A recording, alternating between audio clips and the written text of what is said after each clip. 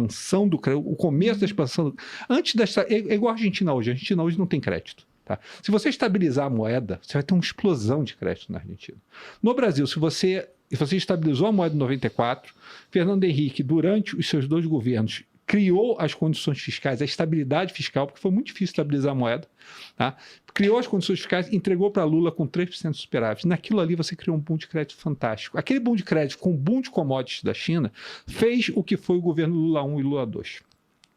Só que você estendeu. O que foi Lula 1 e Lula 2? Você tinha esse boom, você crescia a receita barbaramente, quase 6% ao ano, e você crescia a despesa na mesma proporção.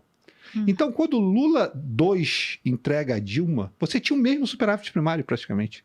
Você rodou, mesmo crescendo a despesa a níveis de 6,5%, e essa foi toda a história do país depois do Plano Real. Toda a história do país depois do Plano Real foi: eu cresço de receita, eu cresço despesa e eu me endivido mais. A história foi toda essa: mais dívida, mais despesa, mais receita. Lula 1 e Lula 2 foi isso: grandes transferências pelo crescimento de receita, crescimento de despesa e o começo embrionário do crescimento da relação dívida-PIB do país.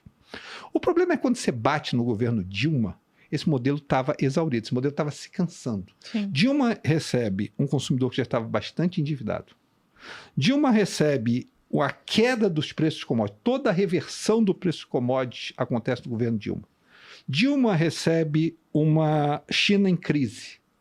A China estava em crise, era a crise de 2015, 2016 da China, quando eles tiveram que reincentivar a economia novamente naquela época pelo processo de commodities. Dilma teve uma seca horrorosa. Mais ou menos um efeito ali como o Fernando Henrique teve no apagão, quando não chovia, não tinha reservatório, era novamente as crises dos reservatórios. Tá? Dilma fez o que Lula fazia, e que era a regra. Basicamente, você tem aquela brincadeira, você escreve 3 cartas para o seu sucessor, né? Uma das cartas que o Lula escreveu para Dilma era: se der problema, faça fiscal. E Dilma tentou fazer fiscal. Só que Dilma tentou fazer fiscal no momento em que a receita do país caía fortemente por causa das commodities, no momento que você tinha esse problema da seca e no momento em que o consumidor, a parte privada da economia, não aguentava mais tomar mais... A mola de impulso de crédito não podia acontecer naquele momento. Você fez a transferência fiscal. Mas o que não aconteceu durante esse período foi a base necessária de reformas que criassem um aumento da produtividade da economia, a não ser em uma área, e uma área só, que foi o agro. Se você olhar a economia brasileira, se você separar ela entre 2 componentes, o agro, que quando você considera toda a cadeia de valor do agro, é 1/4 a 30% da economia, toda a cadeia, tá?